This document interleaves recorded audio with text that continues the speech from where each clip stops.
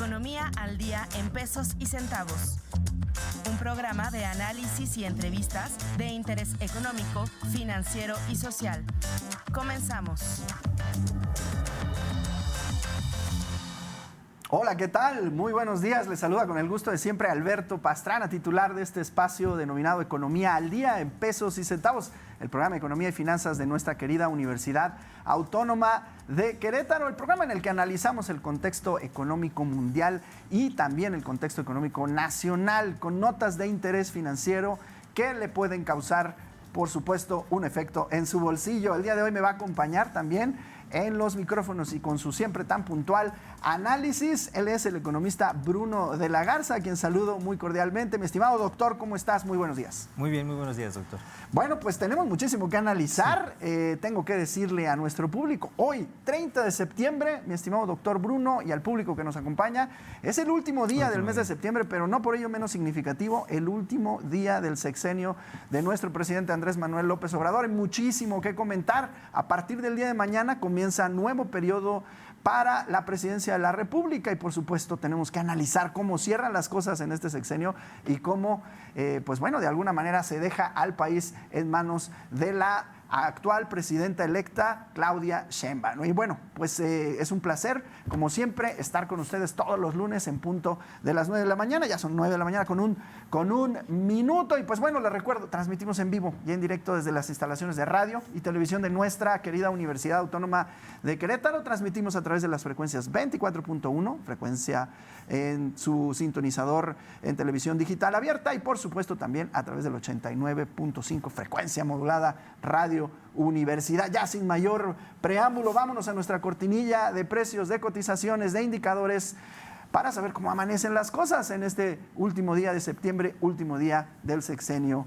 Y pues bueno, le puedo comentar, tipo de cambio, un indicador que analizamos todas las semanas, está cerrando muy similar a como cerró hace 6 años con el presidente Enrique Peña Nieto. Le comento, 18 pesos con 70 centavos compra y 20 pesos con 10 centavos a la venta. Si trazamos el indicador interbancario, pues bueno, prácticamente algunos centavitos realmente, pero el tipo de cambio es muy similar a como cerró el sexenio anterior, el tipo de cambio peso-dólar. El euro, una historia ligeramente distinta. Han habido complejos problemas en la Unión Europea que han, pues de alguna manera balanceado las cosas en favor un poco más de nuestro peso. Y pues bueno, 20 pesos con 75 centavos a la compra, 22 pesos con 31 centavos a la venta con respecto al euro. Y vámonos a ver cómo amanecen las cosas con respecto al petróleo, este indicador tan importante que bueno, de alguna manera nos marca tendencias que tengan que ver con riesgo a nivel internacional.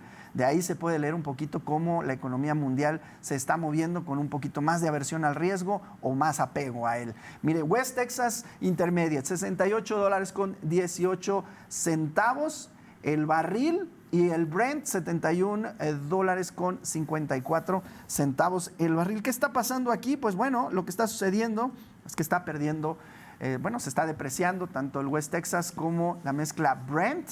Y pues déjeme decirle que durante el mes, pues bueno, ya lo que sería del cierre de agosto a este cierre de septiembre, pues sí, se estarían cotizando pérdidas interesantes que van entre el 8, el 9% para ambas mezclas.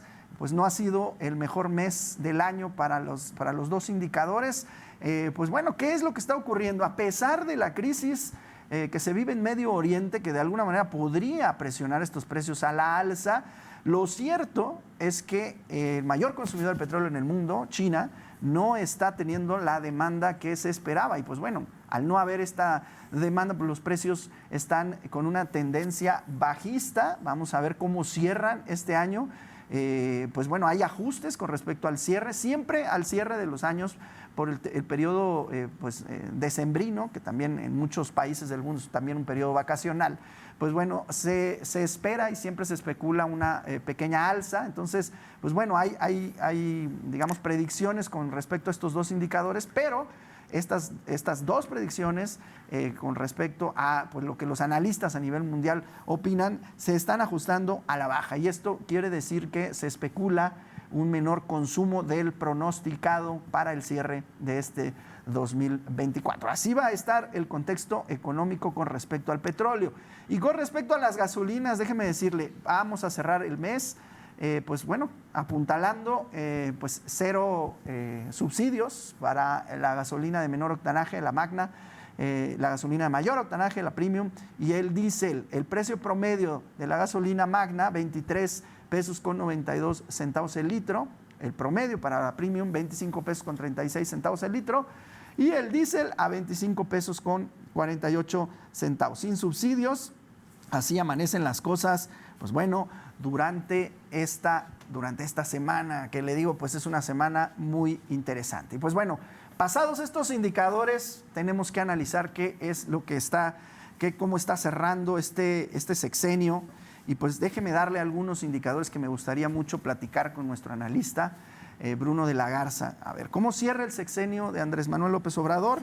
En promedio, el PIB, como porcentaje del crecimiento en el sexenio, cierra en 1.11 crecimiento sexenal. Pues bueno, en lo que respecta anualmente medido, en el sexenio de Enrique Peña Nieto cerró en 2.58% de crecimiento, en el sexenio de Felipe Calderón en 2.15%. Ese es un indicador, ahí está un indicador duro. La inflación, 4.67%, está cerrando por ahí en ese margen. 4.83% cerraría Enrique Peña Nieto y 3.57% cerraría su sexenio Felipe Calderón.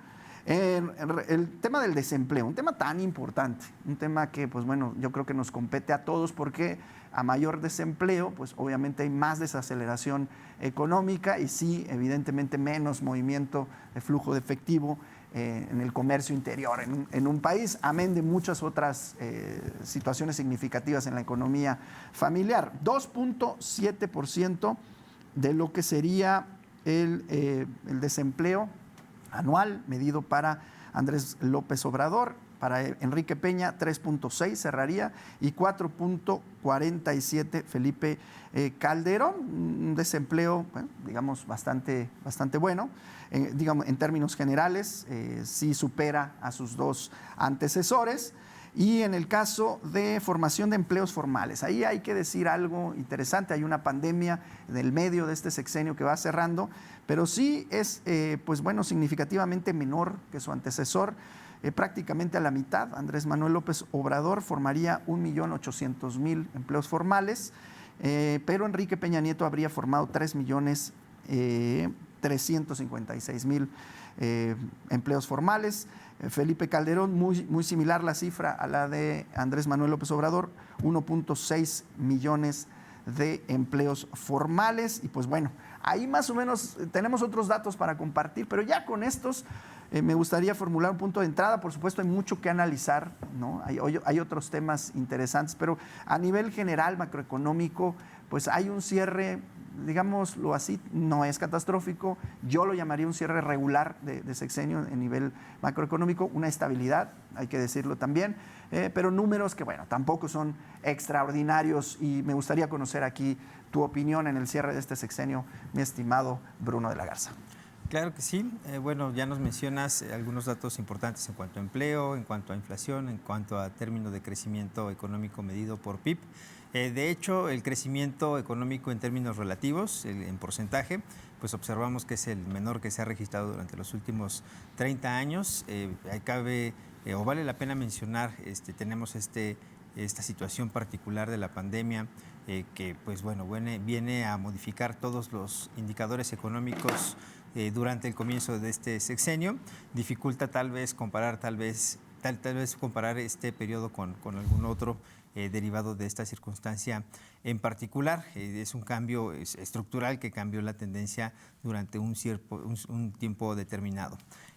Tenemos datos favorables de empleo, tal vez la inflación, también tenemos la inflación más elevada durante los últimos 30 años. Nuevamente, esto no fue un fenómeno únicamente suscitado en México, se deriva de un evento internacional que afectó pues a la mayoría de las economías a nivel global.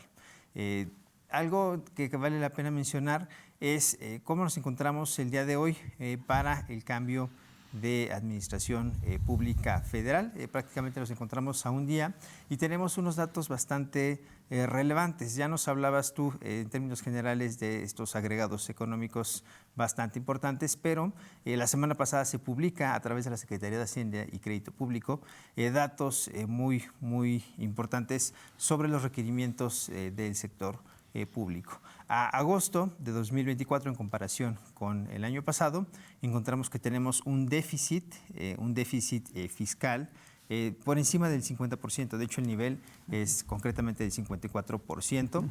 Esto indica que tenemos un exceso de gasto, por decirlo de alguna forma, de más de 1 billón de pesos. Esto pues complicará un poco tal vez la operación para la próxima administración. Recordemos a qué nos referimos con esta cuestión del déficit público. Tenemos un cierto presupuesto, el cual se orienta en función de una planeación económica, donde nosotros, a través del paquete económico que ya se presentará pues próximamente, podemos ver cómo es que un gobierno determinado orientará su política económica para lograr el objetivo que éste determine, que puede ser la educación, puede ser tal vez en algún momento fue la lucha contra la delincuencia organizada. En este sexenio que termina fue el lema de primero los pobres, tal vez la cuestión de los programas sociales, y ya veremos próximamente cuál será la línea que seguirá la administración de pues ya prácticamente presidenta Claudia Sheinbaum. En función de esta planeación económica, tenemos, además de los criterios generales de política económica, que ya conoceremos los precriterios próximamente, tenemos también el paquete, el presupuesto de ingresos de la Federación y la ley de ingresos de la Federación, es decir, de dónde vienen los ingresos que se van a utilizar y cuál es su destino. De esta forma se planea, si yo recaudo 10 y gasto 10, nos encontramos en equilibrio. Si yo recaudo 10 y gasto más de 10, pues entonces vamos a estar en déficit, que prácticamente es lo que se está suscitando en este momento. El decir tenemos un déficit del 54% respecto al año pasado, quiere decir que se está gastando más de lo que está ingresando. Y esto, ¿por qué puede generar una complicación a nivel de planeación económica dentro de una administración, pues, independientemente del orden de gobierno en el que se encuentre? Porque estos recursos que se están gastando de forma adicional, de alguna forma se tienen que financiar, o vamos a dejar de realizar alguna actividad que ya se había presupuestado, que ya se había previsto, o vamos a tener que utilizar recursos de alguna otra parte donde se habían destinado o se habían direccionado hacia alguna otra función productiva. En el informe de Finanzas y Deuda Pública de agosto, la Secretaría de Hacienda y Crédito Público detalla que esta diferencia entre los gastos y los ingresos del sector público es de 1.1 billones de pesos. Por eso es la importancia, la relevancia es de más de 1 billón de pesos. Cuando en agosto del año pasado pues cerró por el nivel de los 689 millones de pesos. De acuerdo con la Secretaría de Hacienda, bueno, estos requerimientos del sector público miden las necesidades de financiamiento para alcanzar los objetivos de estas políticas públicas. Al cierre de agosto de este año, pues tenemos esta cifra tan importante.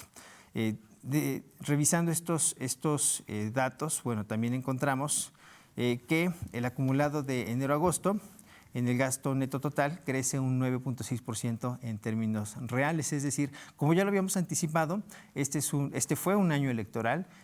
Generalmente los años electorales se tiene un incremento en el gasto público. Debe de cuidarse este incremento en el gasto público porque pues también recordemos que este gasto proviene de los ingresos presupuestales, donde la mayor parte de los ingresos presupuestales vienen de los impuestos actualmente. Y si no se tiene una recaudación adecuada, esto puede comprometer los próximos ejercicios porque da un margen de acción más limitado para trabajar. De hecho, bueno, tenemos algunas circunstancias actualmente en el país que complican también el margen de operación. Recientemente los fenómenos climatológicos pues no han favorecido algunas zonas como Acapulco nuevamente, que se venía recuperando de una crisis similar del año pasado. Actualmente no se ha hablado de destinar recursos extraordinarios a través de la legislatura que puedan determinar para atender esta situación en particular. cuando tenemos este margen de operación prácticamente bastante restringido, bastante limitado. La inversión física aumentó 20.2% en términos reales, es decir, ya descontando la inflación en el periodo de enero-agosto de este año. Recordemos que también tenemos algunos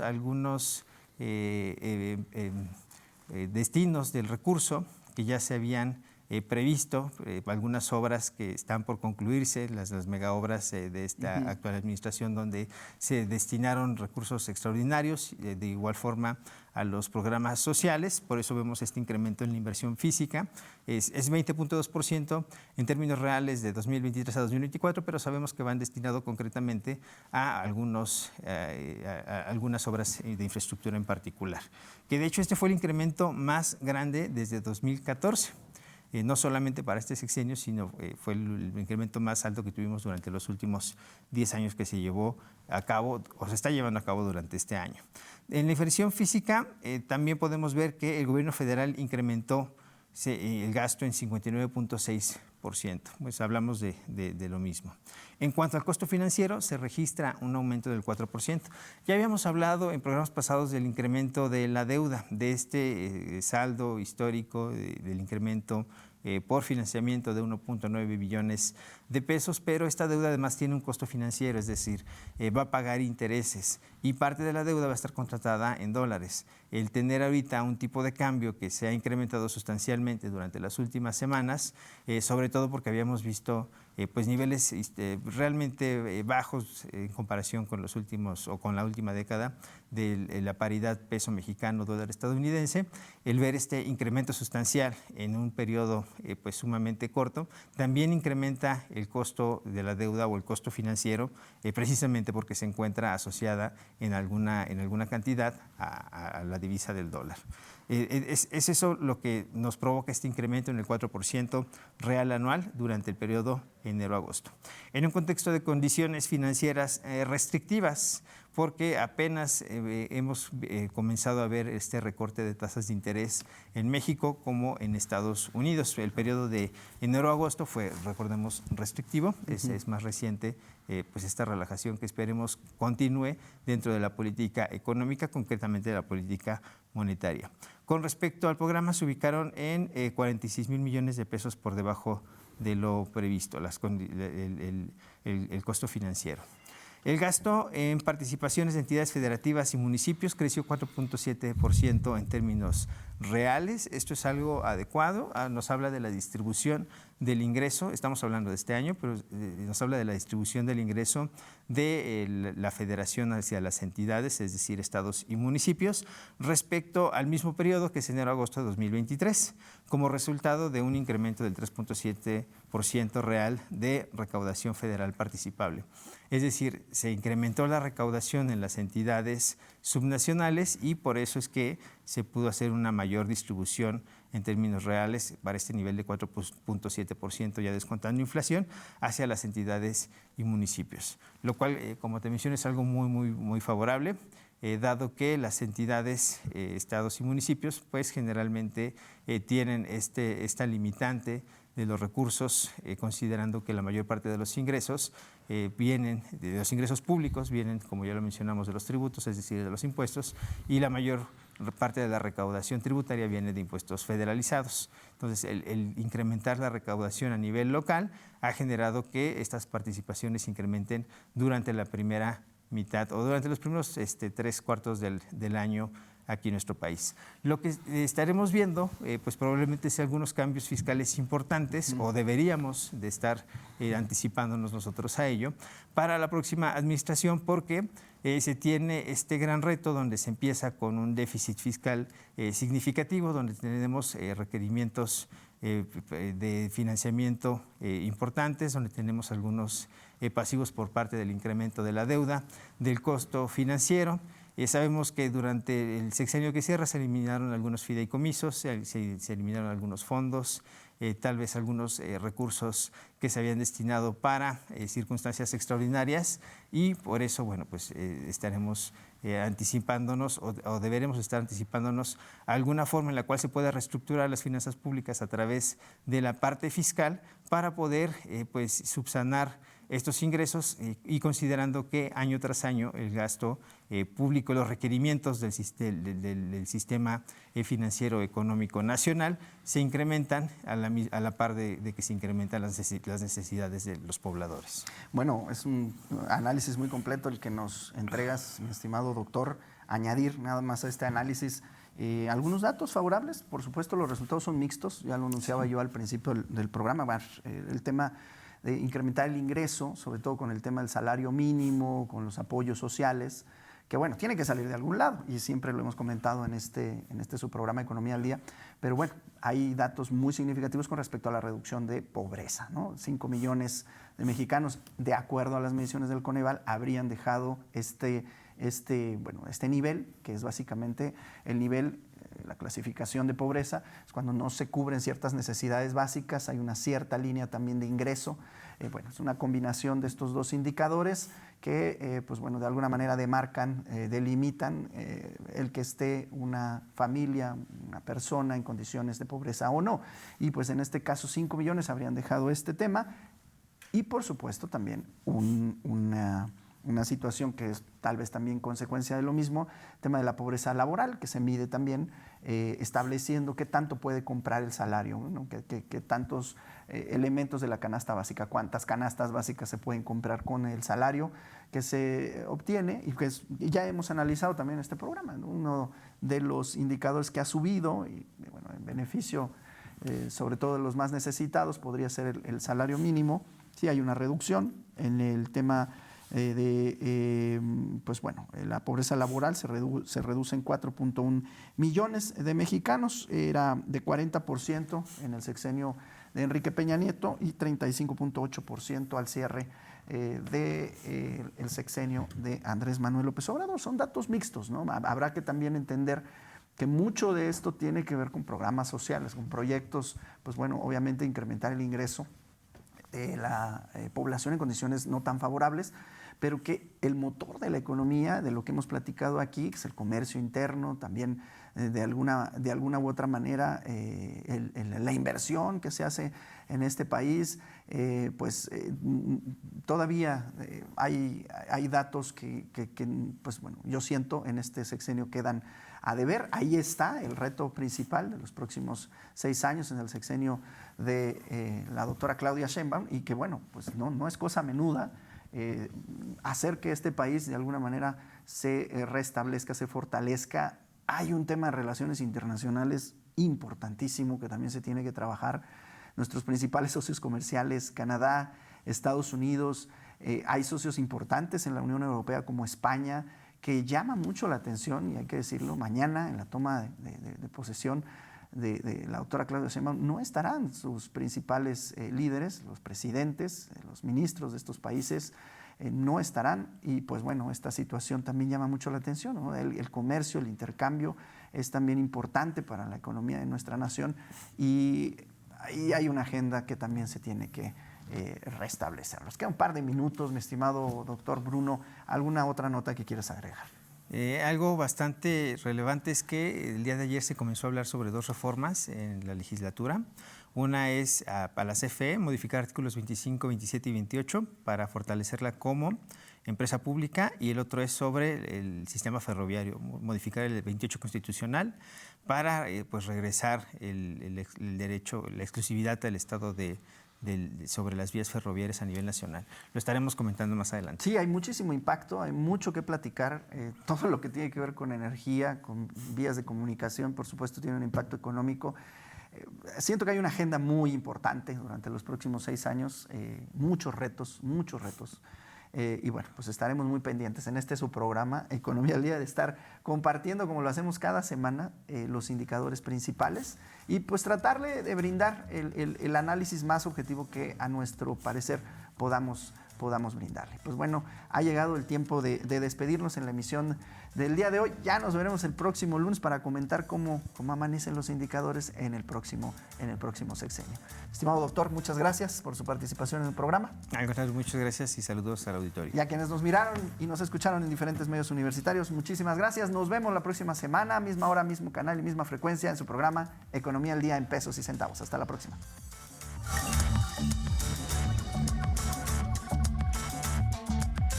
Gracias por sintonizarnos. Te esperamos en nuestra siguiente emisión. Hasta la próxima.